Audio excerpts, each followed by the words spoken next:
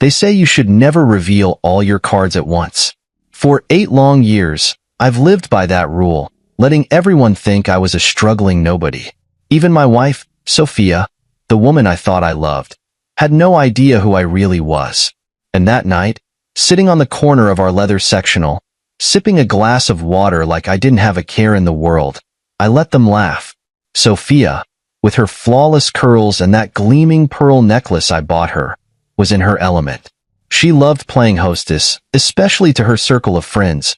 Well, I called them her entourage. They were the type who'd wear designer dresses to a backyard barbecue just to outshine one another. And tonight, they'd found their entertainment for the evening. Me, Daniel, sweetheart, why don't you tell them about your latest job hunt? Sophia cooed, her tone syrupy sweet, but laced with the kind of venom only she could muster. The room erupted in laughter before I could even open my mouth.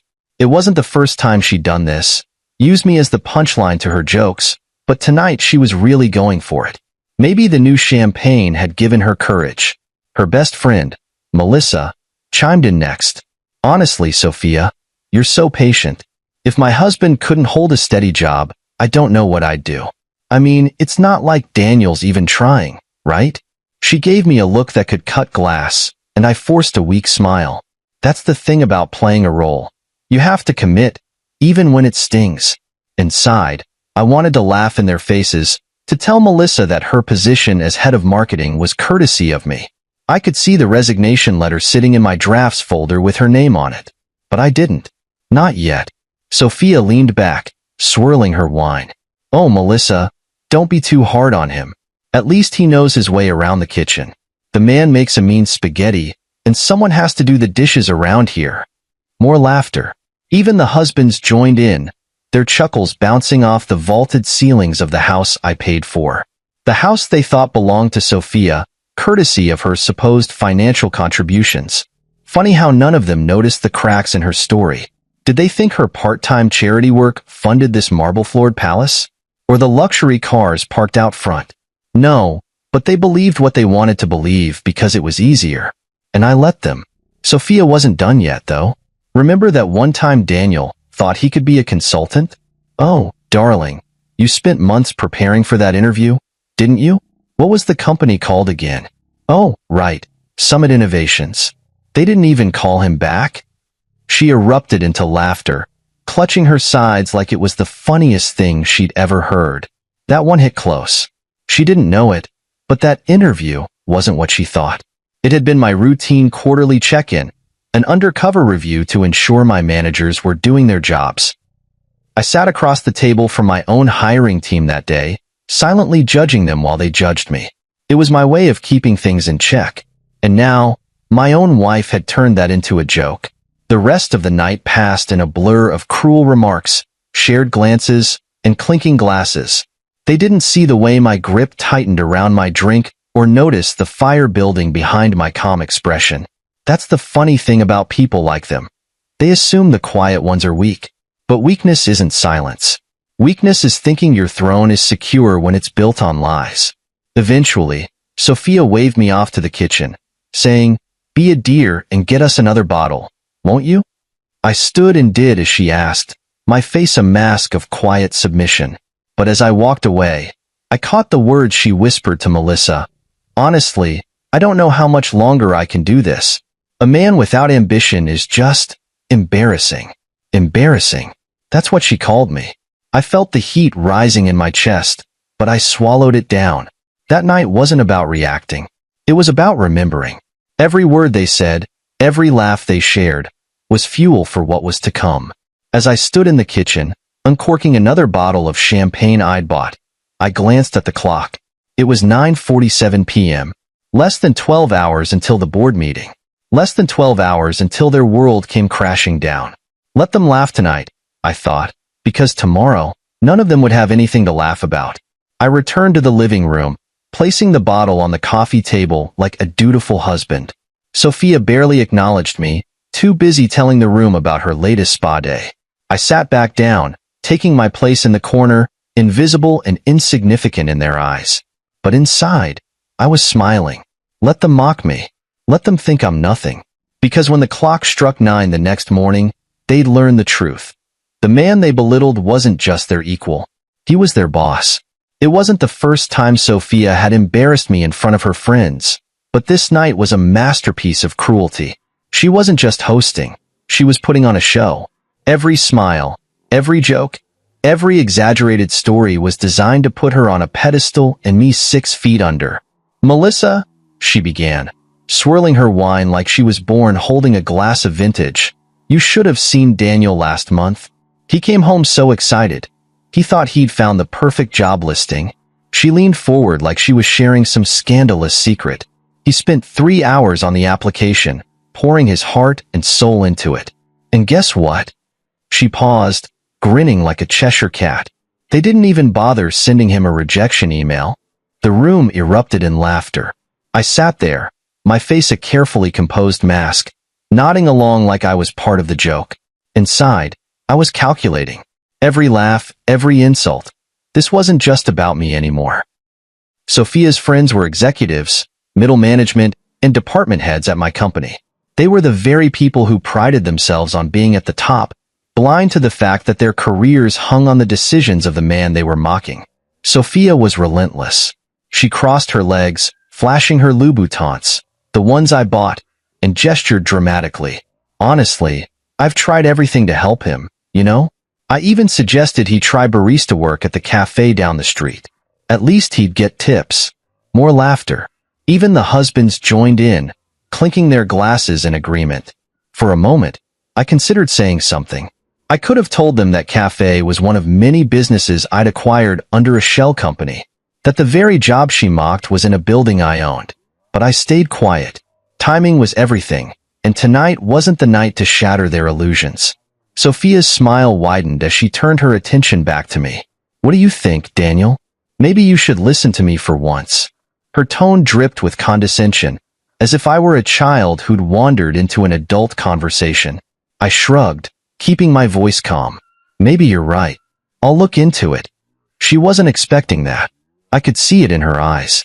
She thrived on conflict, loved it when I pushed back, just enough to make myself look defensive. But giving her nothing? That threw her off. Still, she recovered quickly, tossing her hair over her shoulder like a queen dismissing a servant. "Good. It's about time." I sipped my water, letting her have the last word. Let her believe she'd won. The truth was, she'd been losing for years. She just didn't know it yet. As the night wore on, Sophia's arrogance only grew. She bragged about her charity work, making sure everyone knew she was the backbone of the family. "It's not easy being the only breadwinner," she said, her voice heavy with false humility. "But someone has to keep the lights on, right?" It took every ounce of restraint not to laugh out loud. The mortgage? Paid off years ago. The cars? Paid in full. Every single luxury she flaunted to her friends was courtesy of my money, funneled through accounts she didn't even know existed. But to her, I was just the man who couldn't land a job. The irony was almost too good. Sophia's friend, Angela, leaned forward, placing a manicured hand on Sophia's knee. "Honestly, babe, you're a saint for putting up with it. If my husband were that useless, I'd have left him ages ago." Sophia sighed dramatically, as if she were carrying the weight of the world. "Oh, believe me, I've thought about it. But then I remind myself, I married for love, not ambition." I clenched my jaw, forcing a smile. Love? Was that what she called it? Because from where I stood, her love looked a lot like opportunism. She'd married me thinking I was a stepping stone, a man she could mold into the kind of success she could take credit for. But when I didn't fit the mold, she turned me into a project. Something to fix, or worse, pity. The night dragged on, each conversation more insufferable than the last. They talked about luxury vacations, designer brands, and the importance of networking. I sat there, nodding along, my presence barely acknowledged unless it was to set up the next joke at my expense. "Daniel, why don't you grab us another bottle of champagne?" Sophia asked sweetly, her smile as sharp as a blade. "You know where it is, right? In the wine fridge I bought?" The room erupted into another round of laughter. I stood, nodding politely, and headed to the kitchen. My fists clenched as I reached for the bottle, but I forced myself to breathe. This wasn't the time to react. This was the time to plan. As I uncorked the champagne, I glanced at the clock. It was almost 10 p.m. In less than 12 hours, the same people who mocked me tonight would walk into my office, completely unaware that their fates were already sealed. Sophia would wake up in a house she no longer controlled, her circle of friends decimated. And I'd finally step out of the shadows. I returned to the living room, placing the champagne on the table without a word. Sophia didn't even look at me. She was too busy holding court, basking in the glow of her imagined superiority. For a moment, I considered walking away, heading upstairs, and letting them have their fun. But no, I stayed. I watched. I listened. Every word, every insult, every smug laugh was another nail in the coffin of their delusions. They thought they were untouchable. They thought I was powerless. But tomorrow, they'd learn the truth. The man they underestimated wasn't just their equal. He was their boss. And he was done playing nice. They didn't know it, but every laugh, every insult, every sideways glance they threw my way that night was fuel for what I had been preparing for years. The power I held wasn't in flashy displays or loud declarations. It was in patience, in knowing exactly when to strike. I learned that lesson the hard way, long before I ever met Sophia. 12 years ago, I was a different man. Back then, I didn't know what it felt like to be underestimated. I was young, ambitious, and full of hope.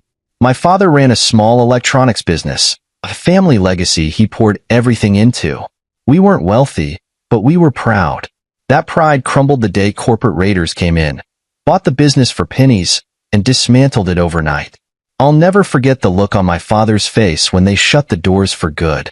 It wasn't just a business they took, it was his life's work. That moment shaped me. I swore I'd never let anyone take from me what they took from my father. I would build something unshakable, something untouchable, and I did. Summit Innovations wasn't born in a boardroom. It was born in my tiny apartment, where I worked around the clock, teaching myself coding, business strategy, and finance.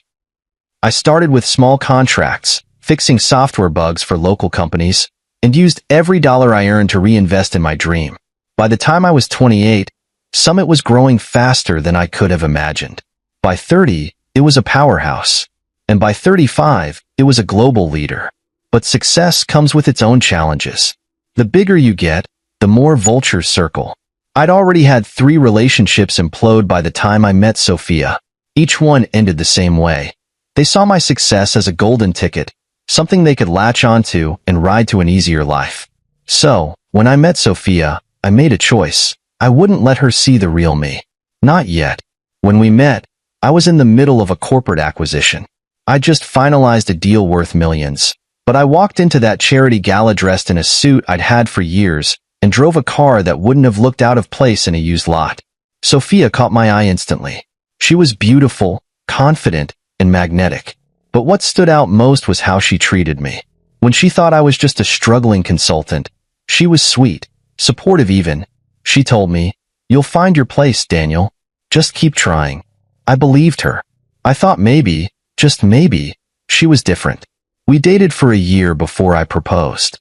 By the time we got married, I thought I'd made the right choice. I moved her into the house she now calls hers, though I didn't tell her I owned it outright. I let her believe we were sharing everything, that we were building a life together. I even transferred money into her account monthly, so she could feel like she was contributing financially. At first, she was kind. But success changes people, or, more accurately, reveals them. It didn't take long for the cracks to show. Sophia's patience turned into criticism. Her kind words became thinly veiled barbs. She started using my lack of ambition as a weapon, first in private arguments, then in front of others. I could have stopped her at any time, but I didn't. Instead, I let her think she was in control. I let her believe she was the reason we had this life. I even let her spend money recklessly, knowing every dollar she flaunted came from my hard work. What she didn't know was that I was always watching. I wasn't just building a company. I was building safeguards. Every shell company, every private account, every legal document was designed to protect what I'd built. Sophia had no idea that every extravagant vacation, Every luxury car, every designer dress was paid for by Summit Innovations, funneled through accounts she couldn't trace. And she definitely didn't know that her friends, her inner circle of so-called high achievers, were my employees. Sophia's best friend, Melissa, was the head of marketing. Angela ran human resources. Even the husbands, with their tailored suits and smug grins, were senior executives, all handpicked by me. They thought they were untouchable, climbing their corporate ladders, making decisions they thought were theirs. But the truth was, every promotion, every project, every so-called achievement they bragged about at dinner parties was orchestrated by me. I didn't just build Summit Innovations. I controlled it. And they were pawns in a game they didn't even know they were playing. As Sophia and her friends mocked me that night, I thought about the files locked in my study upstairs. Surveillance footage of drunken company events where they let their guards down. Expense reports showing their misuse of company funds. Recorded conversations detailing their questionable business strategies. They thought they were invincible, but they didn't realize they were being watched by someone who had planned for this moment for years. Sophia's mocking voice snapped me out of my thoughts. "Daniel, are you even listening?" she said, laughing. "Honestly, I don't know how you expect to get anywhere if you're always daydreaming." I smiled, a small, calculated smile. "You're right," I said. "I should focus more." She nodded, satisfied, not realizing how true those words were. Because while she saw me as the failure in the room, I was the one holding all the power. And tomorrow, when I walked into my own company as more than just Sophia's husband, the illusion she had built would crumble. The truth about power is simple. It's not about how loudly you speak or how much you show off. Real power is quiet. It's patient. It's waiting for the exact moment when the people who underestimate you are at their most arrogant, and then showing them who you truly are. That night, as I carried another bottle of champagne into the living room, I knew I had reached my limit. The humiliation, the laughter, the dismissive looks, it had all added up over the years. But Sophia's final jab, the one she delivered with a smug grin while her friends clinked glasses, was the spark that lit the fuse. "Honestly, I don't know how much longer I can carry this marriage," she said, her voice loud enough to cut through the laughter. "I mean, I love him, but love doesn't pay the bills. I feel like I'm raising a grown child, not married to a man." Her friends gasped, not in shock but in mock sympathy. "You're so strong," Melissa said, placing a hand on Sophia's arm. "I don't know how you do it." "I keep telling her she deserves better," Angela added. "Someone ambitious. Someone who can match her energy." I paused in the doorway, bottle in hand, listening to the chorus of agreement. My grip tightened on the neck of the champagne. I'd heard enough. Every word, every insult, every patronizing comment, they were drilling into me, but not in the way they intended. Each jab didn't weaken me. It fortified me. I was done playing the role of the defeated husband. Tomorrow, I would end this charade. "Daniel, are you just going to stand there?" Sophia snapped, her tone sharp and impatient. "Bring it here already." I forced a smile, walking over and placing the champagne on the coffee table. "Sorry about that," I said softly, keeping my voice even. "Didn't mean to keep you waiting." "Of course you didn't," she said, barely looking at me. "You never do." That was it. I straightened up, looking around the room at the people who had spent the entire evening tearing me down. None of them met my eyes. They didn't need to. To them, I was invisible, unworthy of acknowledgement. But tomorrow, they'd be looking at me, really looking at me, for the first time. "I'm going upstairs," I said, keeping my voice calm. "Big day tomorrow." Sophia didn't even glance at me. "Good luck with that," she said, already turning back to Melissa. "Maybe this time he'll land something." The words hit like a slap, but I didn't let it show. I walked upstairs to the study, closing the door softly behind me. The sound of their laughter followed me, but I blocked it out. I had more important things to focus on. Inside the study, I locked the door and sat at my desk, taking a deep breath. The calm facade I had worn all night faded away, replaced by the cold determination that had driven me for years. I opened the hidden panel behind the bookshelf, revealing my secure workspace. 3 monitors lit up, displaying live feeds from the company, financial reports, and the personal files I'd gathered on Sophia and her friends. I started with Melissa, head of marketing. She had been siphoning funds from the department for years, disguising it as event planning expenses. The receipts in my files told a different story. Lavish vacations, personal shopping sprees, even a down payment on a car. It was all documented, every dollar accounted for. Angela was next. As head of HR, she had covered for executives who violated company policies, sweeping harassment complaints under the rug. Her emails, flagged by my team, were filled with thinly veiled threats to employees who dared to speak up. The husbands weren't any better. Greg, the VP of sales, had inflated quarterly figures to boost his bonuses. Scott, in operations, had been leaking proprietary information to competitors, and they all thought they were untouchable. And then there was Sophia, my wife, the woman who claimed to carry our marriage. She didn't work for the company directly, but she had benefited from it more than anyone. She had used my money to fund her image as a successful socialite, hosting charity events and galas, all while belittling me to anyone who would listen. But the part that stung the most was her betrayal. I had the evidence in front of me, messages exchanged with another man, flirtations at first, then full-blown plans for weekends away. She thought I didn't know. She thought I was too blind, too weak to see what was happening right under my nose. I leaned back in my chair, staring at the screen. The weight of everything, the lies, the manipulation, the mockery, it should have crushed me. But instead, I felt a sense of clarity. I wasn't angry. Anger was too simple, too fleeting. What I felt was purpose. Tomorrow wasn't just about revenge. It was about justice. It was about taking back what was mine, about reclaiming the life and the company I had built from nothing. Sophia and her friends had spent years tearing others down, using their positions of power to enrich themselves at the expense of those beneath them. They thought they were untouchable, that their titles and connections made them invincible. But they were wrong. So very wrong. I reached for my phone, sending a message to Sarah, my most trusted executive. Everything is in place for tomorrow. Be ready. Her reply came within seconds. All set? They won't see it coming. I closed the hidden panel and leaned back, the faint hum of the monitors the only sound in the room. Downstairs, I could still hear the laughter, the clinking glasses, the sound of their arrogance echoing through the house. But it didn't bother me anymore. Let them laugh. Let them think they'd won. Because tomorrow, the laughing would stop. As I sat there, I thought about my father, about the lessons he'd taught me after his business was destroyed. Success, he'd said, isn't about being loud. It's about being patient. It's about waiting for the right moment to act. And that moment was finally here. I smiled to myself, the calm before the storm settling over me. By this time tomorrow, Sophia and her friends wouldn't just see me differently. They'd finally see the truth. The man they mocked wasn't a failure. He wasn't a joke.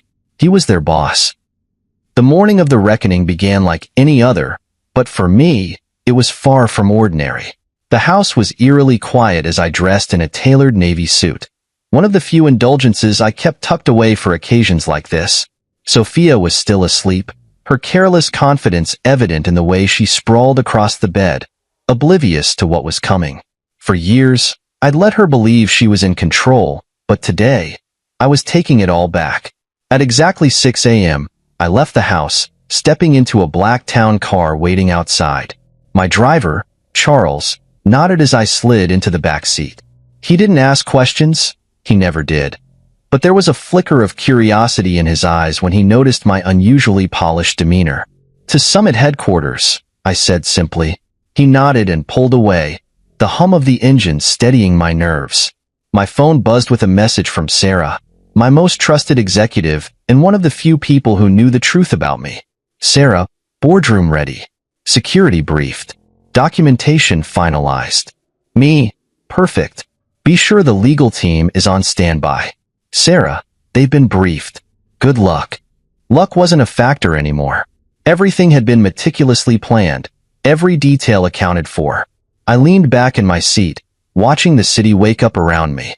It was almost poetic, the world going about its business, unaware that, in a few hours, 5 people's lives would be irreversibly changed.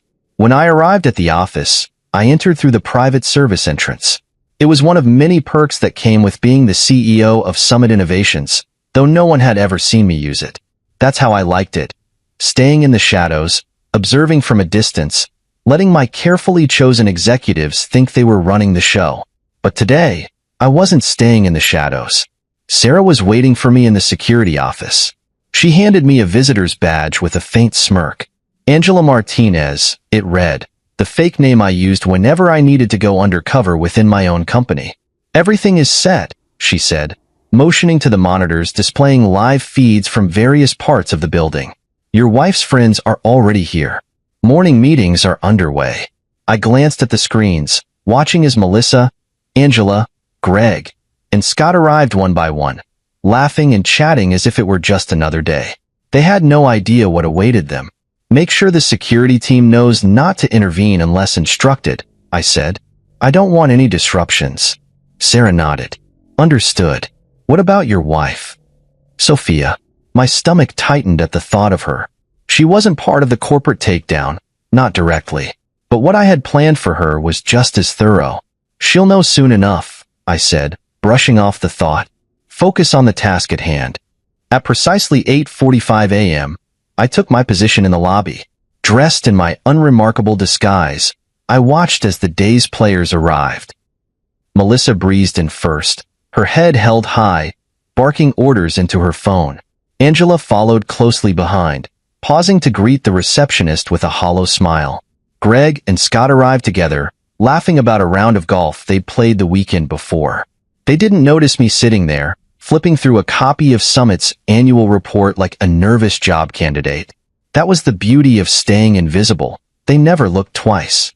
At 9 a.m. sharp, I made my way to the HR floor for my interview. It was a charade, of course, a test of how deeply the rot had spread. I wanted to see firsthand how my own hiring process had been corrupted under their leadership. Thomas, the HR representative, greeted me with a thin smile, clearly disinterested. This will be a quick assessment, he said, leading me into a small conference room. Just a few basic skills tests and a short interview. The skills test was almost laughable in its simplicity. I made intentional errors, fumbling with questions I could have answered in my sleep. Through the glass walls, I saw Melissa walking by, glancing into the room with a look of mild disdain. She didn't recognize me, of course.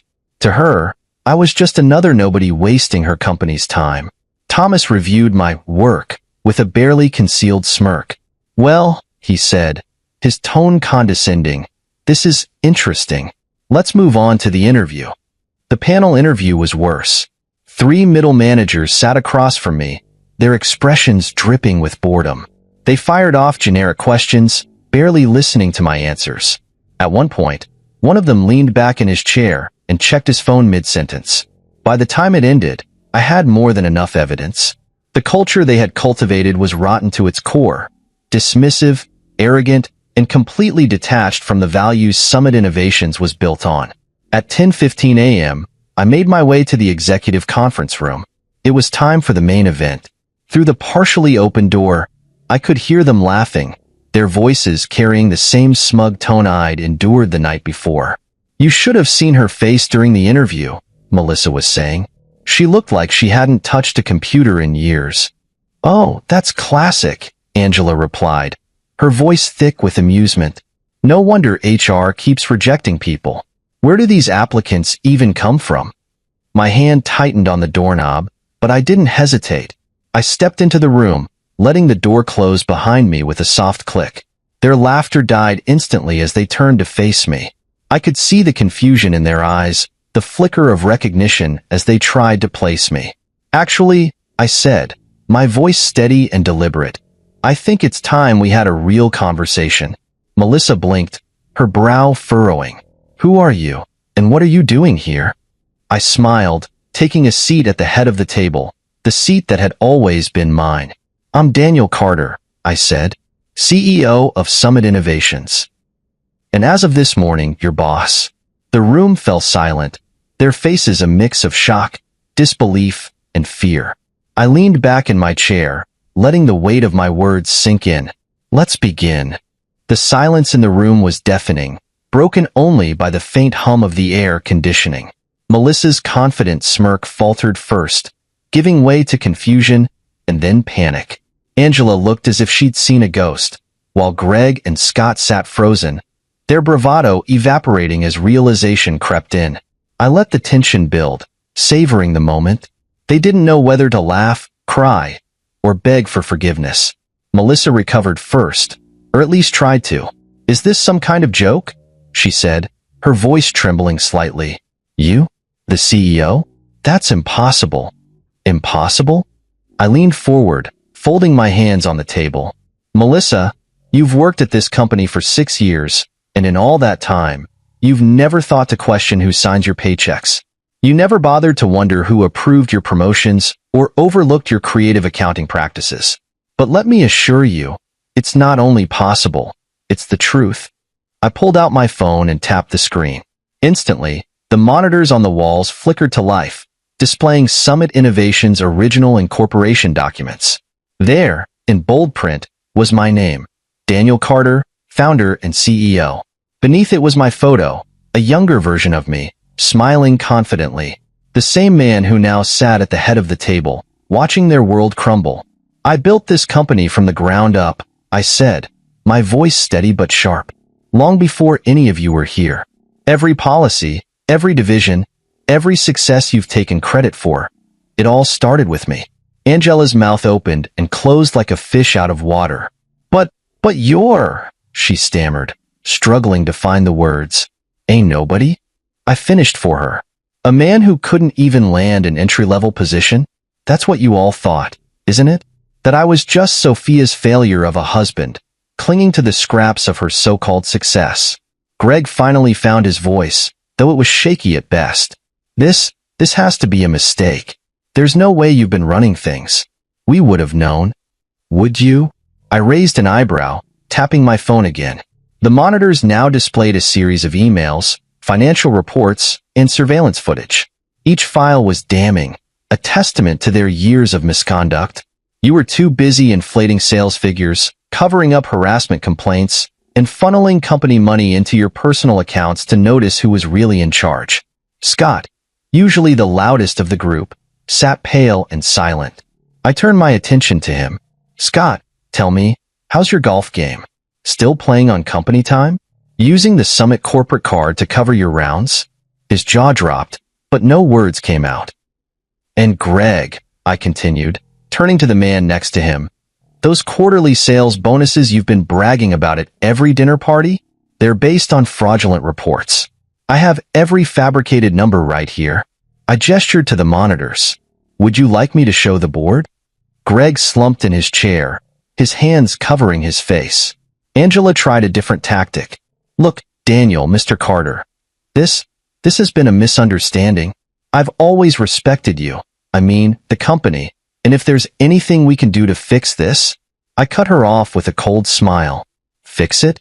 Angela, you've spent years burying complaints, silencing employees, and fostering a toxic culture.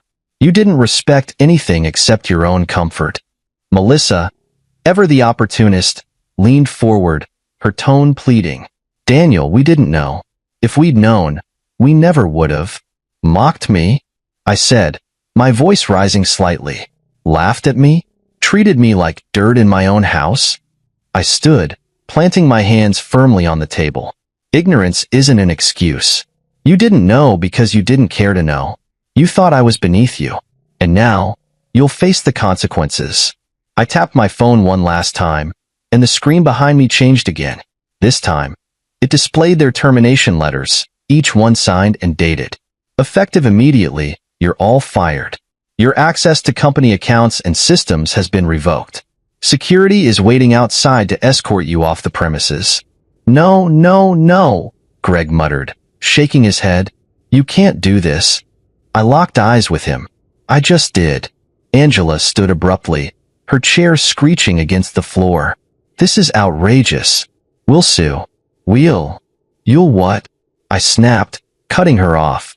"Sue me for firing you with cause? For exposing the fraud, the theft, the harassment you've swept under the rug? Be my guest, Angela. But I promise you, I have more evidence than you have excuses. The door opened, and 2 security guards stepped inside. Take them to HR for their exit interviews, I said, my tone icy. Make sure they understand the terms of their severance, or lack thereof. One by one, they stood, their confidence shattered. Melissa glared at me as if her anger could undo everything. Angela looked like she was holding back tears. Greg and Scott shuffled out without a word, their heads hanging low. Just as they reached the door, I called out, "Oh, and one more thing." They turned to face me, hope flickering in their eyes. "Don't bother reaching out to competitors. Your non-compete agreements are still in effect. And trust me, I'll be watching." The guards escorted them out, and the door closed behind them with a satisfying finality. For a moment, the room was silent again. I let out a slow breath, the weight of years lifting off my shoulders. Sarah entered moments later, her tablet in hand. "Well," she said, her tone neutral but her eyes gleaming with satisfaction. "That went about as expected." "Good," I replied, straightening my suit. "Now, let's prepare for the board meeting. There's still work to do." As I walked out of the room, I felt a sense of clarity I hadn't experienced in years. For the first time, I wasn't just the man behind the scenes. I was Daniel Carter, CEO of Summit Innovations, and I had just reminded them all exactly who I was. I don't think anyone truly understands the satisfaction of watching the mighty fall until it's their hand holding the lever. As I walked back to my private office, I replayed the looks on their faces in my mind. Melissa, Angela, Greg, Scott. They thought they were invincible, untouchable, but I'd torn away their illusions in a matter of minutes.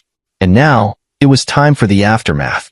Sarah was already waiting for me when I arrived, her tablet filled with updates and reports. "The termination process is underway," she said, her tone brisk but professional. "HR is processing their files, and security is clearing their offices."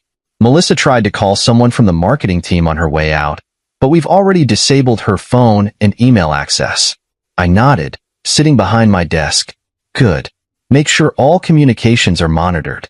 I don't want any attempts to leak information or contact clients." "Already done," Sarah replied. "And one more thing. Angela demanded to see the board before she left. She claims she's being wrongfully terminated." I smirked, leaning back in my chair. Wrongful termination? Angela covered up harassment cases, manipulated HR records, and created a culture of fear. Let her try to spin that. I doubt the board will be sympathetic. Sarah smiled faintly, a rare crack in her usually stoic demeanor.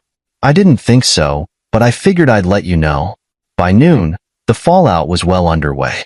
Security cameras showed Melissa pacing the parking lot, shouting into her phone. Greg sat slumped on the curb, staring at the ground. Scott had already left, his face pale and his shoulders hunched as he walked toward his car. Angela, of course, had been escorted out kicking and screaming, her righteous indignation falling on deaf ears. It was a fitting end for people who had spent years wielding their power to tear others down. And the best part? They still didn't fully understand the scope of what I had done. I pulled up my laptop and opened the live feeds from their exit interviews. Each one was being recorded, of course, for legal purposes. Melissa sat across from the HR representative, her voice tight with anger as she tried to negotiate her severance. "This is ridiculous," she said, slamming her hand on the table. "I've been with this company for years. You can't just fire me." The HR representative didn't flinch. "Your termination is for cause," she replied calmly. "Per your contract, you forfeit severance and stock options under these circumstances. The documentation is all here." Melissa's face turned red as she flipped through the file in front of her. "This is absurd. Cause? What cause?" "Fraudulent expense reports," the representative said, her voice steady. "Unauthorized use of company funds. Gross misconduct." Melissa leaned back in her chair, shaking her head. "This isn't over," she muttered. Oh, but it was. Greg's interview was next. He didn't argue as much as Melissa, but his desperation was just as evident. "Look, I know I've made mistakes," he said, his voice low. "But you don't have to do this. I've got a family to support." The HR representative gave him the same calm explanation. "Your termination is for cause. You will not receive severance or stock options. He hung his head, muttering under his breath. This can't be happening. Angela was the last. True to form, she came in swinging. This is discrimination, she shouted, pointing a finger at the HR representative. You can't do this to me. I've done nothing wrong. The representative remained unfazed. We have extensive documentation of your actions, including emails, recorded conversations, and witness testimonies. You were complicit in covering up harassment complaints and retaliating against employees who came forward. That is grounds for immediate termination. Angela sputtered, her indignation turning into disbelief. I want to speak to Daniel. The representative glanced at the camera, then back at Angela. Mr. Carter has already approved this termination. The decision is final. By the time their interviews were over, their access had been revoked, their emails archived, and their personal belongings packed up and delivered to their cars. Sarah confirmed the process had gone smoothly. They're officially out, she said, placing her tablet on my desk. The office feels lighter already. I smiled. It's amazing how much dead weight can drag a place down. But the day wasn't over yet. There was still one more person who needed to face the consequences. Sophia. At 1:30 p.m., just as I was reviewing the final reports from HR, my phone buzzed. It was Sophia. Her name flashing on the screen brought a mix of emotions. Anger, disappointment, and, oddly enough, relief. This was the moment I'd been waiting for. I let it ring for a few seconds before answering. Hello, Sophia. Daniel, she snapped, her voice sharp and impatient. What the hell is going on? Melissa just called me. She said you fired her and half the executive team. Is this some kind of joke?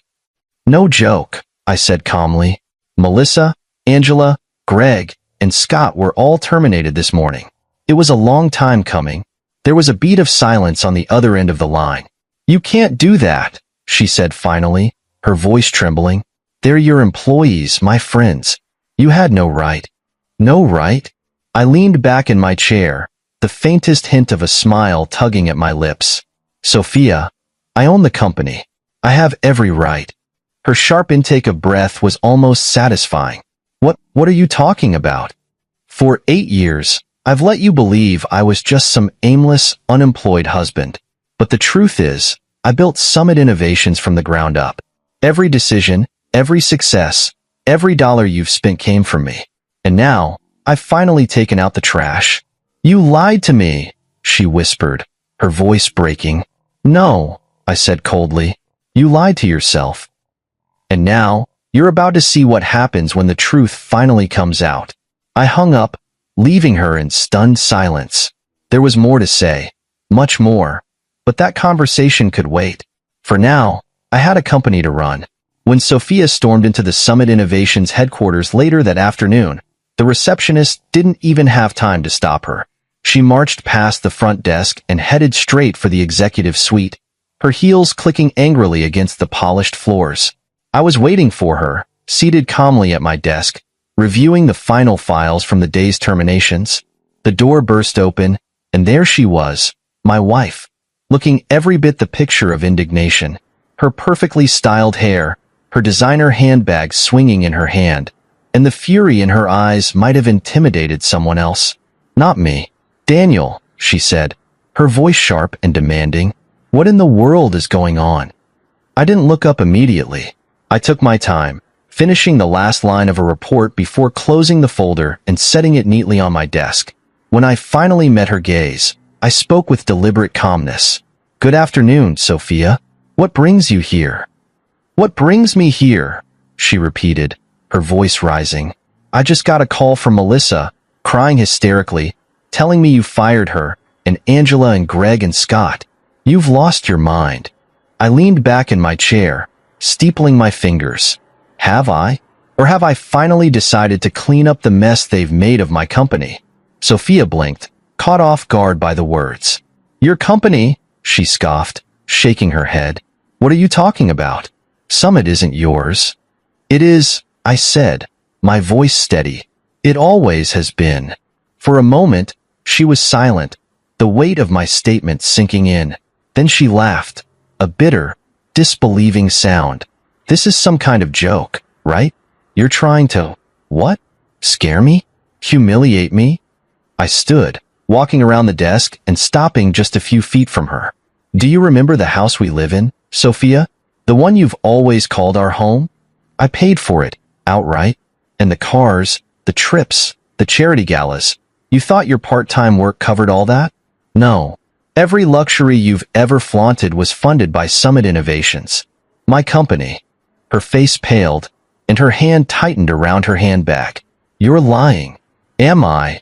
I walked back to my desk and tapped a button on my laptop.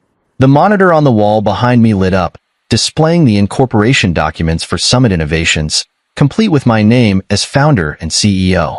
You've been living off my success for years, Sophia, and while you were busy mocking me, I was busy building an empire. She stared at the screen, her mouth opening and closing as if she wanted to say something but couldn't find the words. You lied to me, she finally whispered, her voice trembling. I didn't lie, I said coldly. I let you believe what you wanted to believe. You saw what you wanted to see. A man you could pity, control, and belittle. You never once stopped to question why everything seemed to come so easily, why the bills were always paid, or why your lifestyle never matched what you thought we could afford. You never cared enough to dig deeper.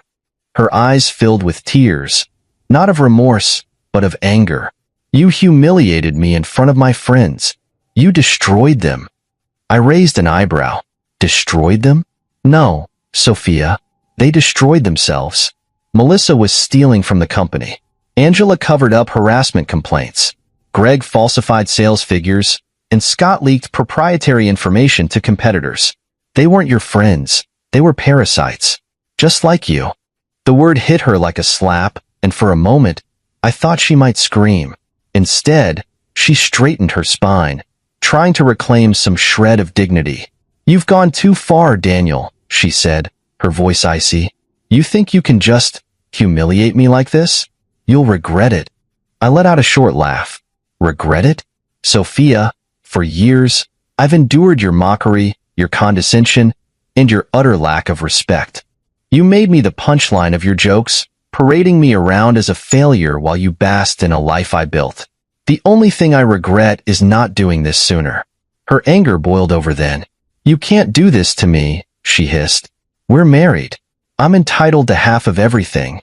I walked back to my desk, opened another folder, and pulled out a stack of papers. I placed them on the table between us and slid them toward her. That's where you're wrong. You signed a prenuptial agreement when we got married. It ensures that everything I built before and during our marriage remains mine. Your entitlement ends today. She stared at the papers, her hands trembling. You're divorcing me, she whispered. I am, I said without hesitation. And before you even think about contesting it, know this. I've already spoken to the best divorce attorneys in the city. None of them will take your case. Your access to the joint account has been revoked, and your spending spree stops now. Her face crumpled as the reality of her situation set in. Daniel, please, she said, her voice breaking. I held up a hand, cutting her off. Save it. Your crocodile tears won't work on me anymore, Sophia. For years, I gave you everything. More than you deserved, and you repaid me with mockery and betrayal. I'm done. She stood there, stunned and silent, as I opened the door. Security will escort you out, I said, motioning to the two guards waiting outside. Take whatever dignity you have left and leave. Daniel, she said softly, her voice barely above a whisper. I didn't mean. Goodbye, Sophia, I said, turning back to my desk. And good luck. You'll need it. As the door closed behind her, I felt a strange sense of relief. For the first time in years, I was free from her manipulations, her lies, and her cruelty. I had reclaimed my life, my company, and my self-respect. Sophia's downfall wasn't just the end of a toxic marriage. It was the beginning of a new chapter for me. And as I sat back in my chair, watching the sun set over the city skyline, I knew that this was only the start. The day after Sophia's departure, the atmosphere at Summit Innovations was electric. The toxic fog that had lingered for years was gone, replaced by a sense of hope and renewal. As I walked into the office that morning, employees stopped to greet me. Not with the stiff politeness reserved for their supposed CEO's husband, but with genuine smiles and nods of respect. For the first time, they were seeing me for who I truly was, the man who had built this company from nothing. Sarah met me at my office, her ever-present tablet in hand. "We've finalized the reorganization plans," she said, her voice steady but with a hint of excitement. "The departments affected by Melissa, Angela, Greg, and Scott are already seeing improvements. Productivity is up 25% in some areas." "Good," I replied, taking the tablet from her and scanning the data. "What about the employees who left because of them? Any word?" "We've reached out to everyone who filed complaints or resigned due to harassment or discrimination," Sarah said. 12 have already accepted reinstatement offers. The others are considering it. "Make sure they know they'll be walking into a very different environment," I said. "I want them to feel safe here. Valued." Sarah nodded, a faint smile tugging at her lips. "Understood." That afternoon, I held an all-hands meeting in the main auditorium, a first for me. For years, I had avoided the spotlight, preferring to work behind the scenes. But now, it was time to step forward and address the people who had kept Summit Innovations running, even under the shadow of corruption. As I stepped onto the stage, the room fell silent. Hundreds of faces turned toward me, their expressions a mix of curiosity and anticipation. I gripped the edges of the podium, taking a moment to steady myself before speaking. "Good afternoon," I began, my voice carrying easily through the microphone. "For those of you who don't know me, my name is Daniel Carter. I'm the founder and CEO of Summit Innovations." A ripple of murmurs ran through the crowd, but I continued. "Over the past several years, I've stayed in the background, observing how this company has grown and changed. And while I've seen incredible talent and innovation, I've also seen things that deeply disappointed me. A culture of fear, favoritism, and dishonesty took root here, and I take responsibility for not addressing it sooner." The room was completely silent now, every pair of eyes fixed on me. "But that ends today," I said firmly. "The people responsible for that culture are gone. And moving forward, this company will be a place where everyone, regardless of their position, feels valued, respected, and empowered." I outlined our new initiatives: anonymous feedback channels, enhanced HR protocols, and mentorship programs for employees who wanted to grow within the company. I spoke about accountability and collaboration, about building a culture of trust and innovation. And when I finished, the room erupted into applause. For the first time in years, I felt proud, not just of what I had built, but of what it was becoming. Over the next few months, the transformation was remarkable. Departments that had been bogged down by inefficiency and favoritism began to thrive. Jennifer, a brilliant programmer who had left after being sidelined by Melissa, returned to lead our new AI division. Under her leadership, we filed 5 patents in 6 months, more than the company had in the past 3 years. The Thompson account, one of our largest clients, doubled their contract with us, citing our new leadership and transparency initiatives as key factors. Other clients followed suit, and our revenue soared. But the most rewarding part wasn't the financial success. It was seeing the employees flourish. People who had once been afraid to speak up now shared ideas openly. Collaboration replaced competition. And for the first time, Summit Innovations felt like the company I had always envisioned. As for Sophia and her friends, their downfall was swift and brutal. The evidence I had gathered against them was airtight, leaving no room for retaliation. Melissa and Angela's reputations were in tatters, their misconduct exposed to every potential employer. Greg and Scott faced lawsuits for fraud and breach of contract, their careers effectively over. Sophia, meanwhile, had retreated into silence. She moved out of the house within a week of our confrontation, her pride too wounded to fight me in court. The divorce was finalized quickly, thanks to the ironclad prenuptial agreement. I later heard she was staying with her sister, trying to piece together a life that didn't revolve around appearances and materialism. For a while, I thought about her often, not with anger, but with a strange sense of relief. In the end, she had done me a favor. Her betrayal had forced me to confront the cracks in my life and take back control. And for that, I was grateful. 6 months after the shakeup, I stood in my office, looking out over the city. The skyline was painted in hues of gold and orange as the sun set, and for the first time in years, I felt at peace. Sarah knocked lightly on the door before stepping in.